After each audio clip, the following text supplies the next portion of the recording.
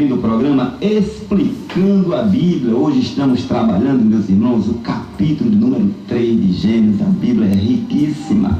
Não sabemos quando a gente vai concluir a explicação de toda a Bíblia, mas eu estou amando esta forma assim mais detalhada, mais pormenorizada de tratar os textos da Bíblia. Em seguida, a gente, quando vê aqui que da tentativa infrutífera de esconder o seu erro, um sacode para lá, sacode para cá, aí a gente vê que Deus, ele faz uma pergunta para o homem. No diálogo, capítulo, do versículo 9 ao 13, do capítulo 3, a gente vê isso aí. Agora, só que Deus, ele não faz perguntas porque precisa de informações. Não. Deus, ele sabe de todas as coisas. Quando ele pergunta, irmãos, é para o nosso próprio bem. Nesse caso aqui, o que ocorre sempre é para nos dar a oportunidade de encarar os fatos, de ser honesto e de confessar os nossos pecados. Por quê? Porque quem confessa e deixa alcança misericórdia, mas quem encobre os seus erros jamais prosperará. Só que o homem, ele é um pouco assim, vacinado, como é que eu diria, contra essas coisas que são santas, ou assim, anestesiado para sensibilizar-se com isso. Quando eu digo homem, estou me incluindo nisso aí também.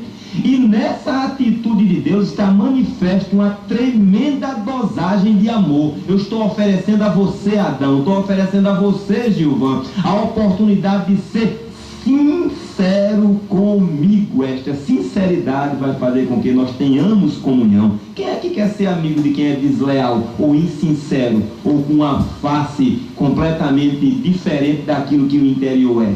E Deus, sabendo de tudo, ele dá sempre esta oportunidade. Daí a questão do diálogo. Quando Deus lhe perguntou diretamente se havia comido da árvore, em momento algum Adão disse assim: sim, Senhor, eu comi. Conversa, ele falou assim. Primeiro ele culpou a mulher. Ele culpou Deus e culpou a mulher. Tá, aí foi olhar direitinho. Quando Deus interrogou Eva, ela falou assim: foi a serpente. Isso a gente vê que houve justificativa, mas nenhuma confissão, nem por uma parte, nem por outra, nem por parte de Adão, nem por parte de Eva.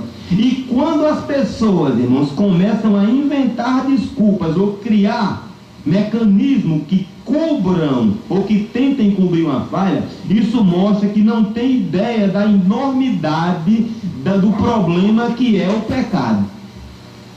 Aí o negócio fica sério. Consequência disso veio o castigo.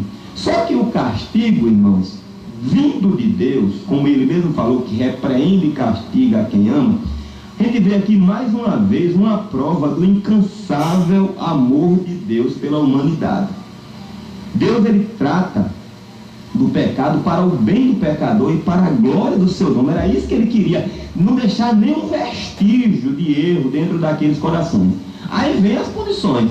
Só que o castigo para a serpente, observe que ele teve uma outra dimensão diferente do castigo para com o homem. Deus, ele proferiu uma sentença primeiro para a serpente e depois para o diabo, que havia usado a serpente. A gente vê que a criatura que Satanás usou costumava rastejar pela terra, pois essa não foi uma condenação de Deus. Então a gente vê que não havia o hábito anterior à indução do pecado do homem da serpente rastejar. Porque a gente vê que Deus sentenciou ela a andar humilhada pela terra. Deus amaldiçoou a serpente e amaldiçoou o solo. A gente vê que em seguida, mas de forma alguma, em momento algum, ele amaldiçoou nem Adão e nem Eva. Por quê? Porque somos obra-prima. A gente é alvo do amor de Deus. Entenda-se assim, irmãos, e levante aí essa autoestima. A palavra de Deus a Satanás foi diferente. No verso número 15, a gente vê que aqui, segundo dentro da teologia, é chamado aqui como sendo o primeiro evangelho, onde trata da primeira ocasião na Bíblia, onde é anunciada a vinda do Redentor, a vinda do Messias. Para o povo de Deus na antiga aliança, esse versículo assim era como se fosse um raio de esperança. E porém inimizade entre ti e a mulher, entre a sua descendência e a tua descendência, tu lhe ferirás a cabeça, e esta te ferirá a cabeça, tu lhe ferirás o calcanhar. É o que o texto está aqui, segundo eu estou lendo.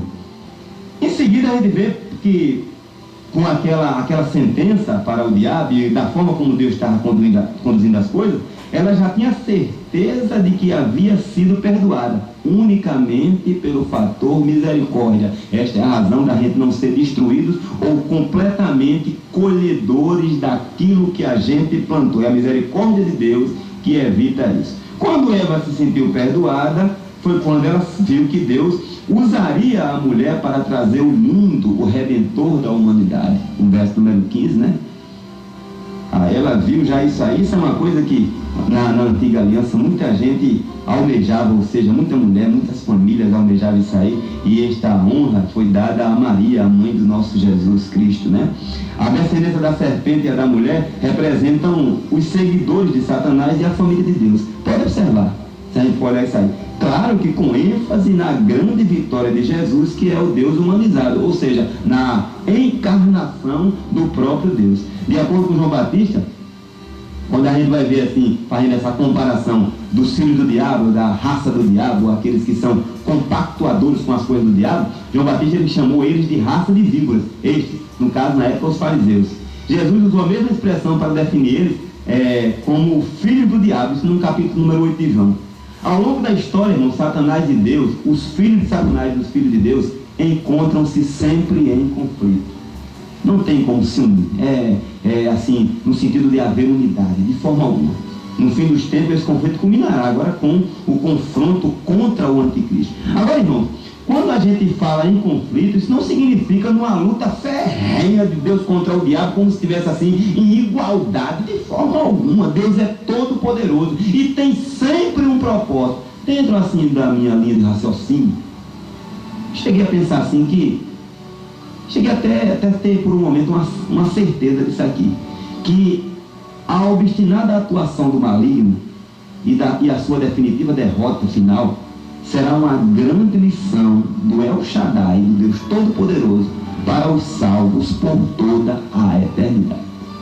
Não acredito que Deus vai tirar o livre-arbítrio do homem. Deus ele não trabalha assim com robotizamento, não, ou robotização, não. Ele trabalha com liberdade, e a coisa, quando é obedecida, quando é feita com liberdade, com voluntariedade, ela toma uma dimensão maior, porque entra na esfera do amor, na esfera da fraternidade, do prazer de fazer.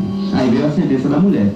Deus reforçou a sua palavra de esperança para ela, quando garantiu que ela teria filhos, e portanto ela não morreria, pelo menos imediatamente, em virtude do seu pecado.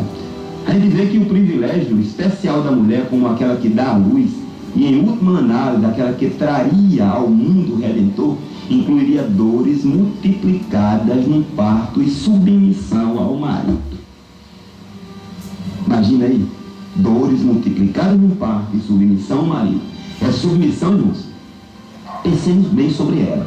Ela não é identificada como uma parte da maldição, e nem como uma ordem para que os maridos exerçam um poder soberano ou até tirano sobre a sua esposa. Porque a gente precisa pegar o Novo Testamento com o Antigo Testamento, os textos, fazer um entrelaçamento entre eles, contextualizá-los e concluir. O Novo Testamento ele deixa claro que maridos e esposas que se amam, que vivem com Deus, são cheios do Espírito Santo, são mutuamente submissos, cada um respeitando a individualidade do outro, isso sem negligenciar nos seus deveres. O homem no dever de proteção, no dever de amar, da mulher de submissão e de ser auxiliador. Isso aí é o que dá longevidade, vida, felicidade ao casamento. Aí veio a sentença do homem. Quando o homem recebeu a sentença, aliás, a sentença de Deus para o homem foi que ele teria que se esforçar para obter o seu alimento. Ao invés de ele ser o cuidador do jardim, ele teria que ser um agricultor mesmo de forma do pesado, de calejar, irmão. Adão se depararia com um obstáculo, teria que labutar e suar para conseguir a colheita. Além disso, enquanto ele lavrasse o solo, enquanto ele cuidasse do solo, ele jamais esqueceria de que um dia morreria, e para o solo da onde ele havia vindo, de que ele havia sido formado, ele retornaria. E há, irmãos, um terror acerca de sair, com exceção daqueles que têm a segurança de que vão para os braços do Senhor, que a morte é apenas um passo para se abraçar com o grande Redentor. Agora, do versículo 20 ao 24 do capítulo 3, aí veio o remédio do Raul, para a recuperação. Agora a gente gente vê que essa recuperação foi por amor ao seu próprio caráter de Deus e também da sua lei. Deus, ele deve julgar o pecado sempre, jamais o pecado pode passar impunemente. Mas por amor ao seu Filho querido, Deus está disposto a perdoar o pecado. Lembremos-nos sempre de que Jesus é o Cordeiro de Deus que tira o pecado do mundo, e segundo a Bíblia, não foi um plano que foi sendo criado assim, dentro das circunstâncias que iam sendo causadas, não, morto desde a fundação do mundo. Apocalipse 13, a gente falou no final do ano sobre isso aqui. E de modo, irmãos, que Deus, ele já havia provido o perdão e a salvação. O nome disso é onisciência, ou se você quiser, e eu também, amor do alto, que Deus nos dispensa. Adão, ele criou na promessa de Deus, aí ele colocou o nome da sua mulher, que era Eva, que significa vida, e Deus providenciou roupas novas para eles. Sabe o que foi? Isso foi a resposta de Deus, irmãos, à fé de Adão e de Eva. Aí Deus removeu os trajes frágeis, confeccionados por mãos humanas, e começou a vesti-los de roupas aceitáveis, providas pelas próprias mãos do Senhor. Foi preciso de animais inocentes morrerem para que o homem e a mulher recomeçassem e voltassem a ter comunhão com o Senhor. E esse é o retrato daquilo que Cristo fez pelo pecador, por mim e por você na cruz.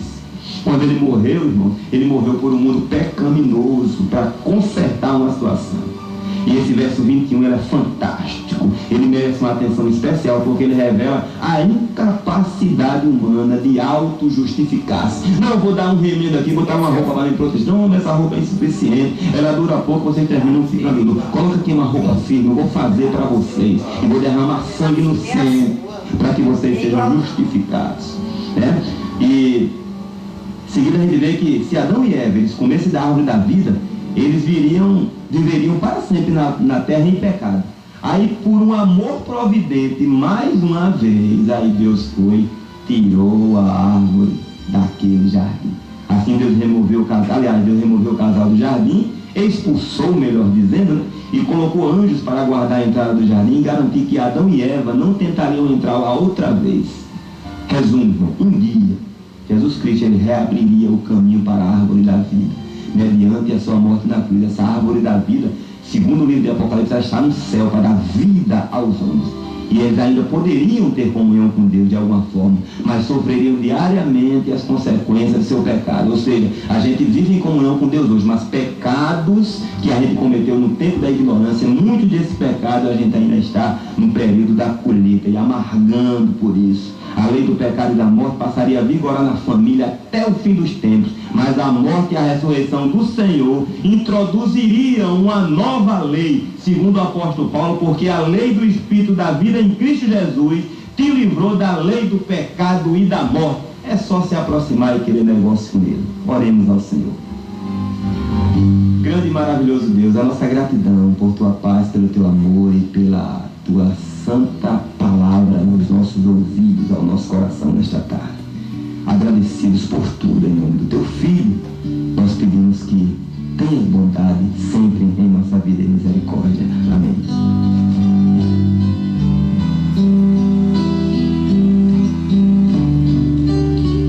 Você acabou de ouvir o programa Explicando a Bíblia com o irmão Gilvan Silva.